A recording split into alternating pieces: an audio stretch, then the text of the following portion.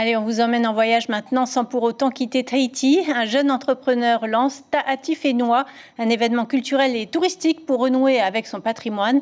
Grâce aux réseaux sociaux, il peut partager des instants mémorables. Pour cette première, les visiteurs sont partis à la rencontre de Mataia. Reportage Suliane Favenec et Patrick Tinsing. Ils sont jeunes, ils sont curieux, ils sont surtout influenceurs. Aujourd'hui, ils vont allier monde virtuel avec authenticité, modernité et culture ancestrale. Une journée où l'objectif est de se connecter. Je trouve que c'est vraiment important parce que c'est quand même une réconciliation avec ma culture, avec mon pays, mon île. Et après, ça me sert aussi à me rappeler de mes origines. En route donc vers cette réconciliation. Et il n'y a pas une minute à perdre, le moindre instant est capté. Ces touristes bien particuliers sont là pour découvrir l'histoire de Mataia, la partager et la transmettre au plus grand nombre. Qu'est-ce que tu as ressenti, Yepo? Moi, j'ai eu des frissons. Il y a eu un silence. On n'est pas encore passé devant, mais il y a eu un silence qui s'est installé. Je pense que c'est un moment solennel qu'il y a eu, un peu comme le respect de la culture. Tout à fait. Souvent, je rencontre des personnes vraiment passionnantes et puis ils ont des messages à faire passer. Et c'est ce que j'ai envie de transmettre au travers de mes réseaux sociaux, ces messages d'amour, ces messages de soutien, ces messages d'information au niveau de la commune, ici par exemple à Mataia.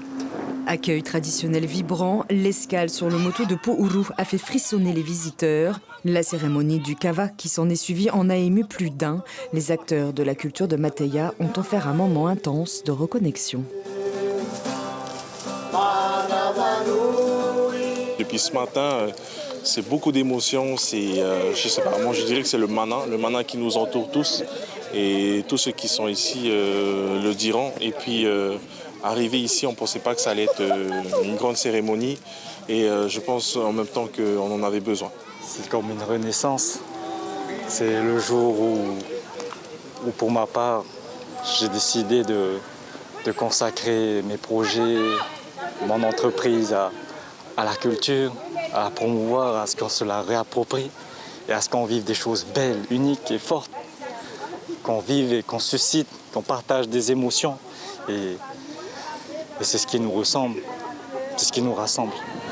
Un rassemblement largement partagé sur les réseaux sociaux, même si l'idéal reste de le vivre sans écran, mais connecté à l'instant.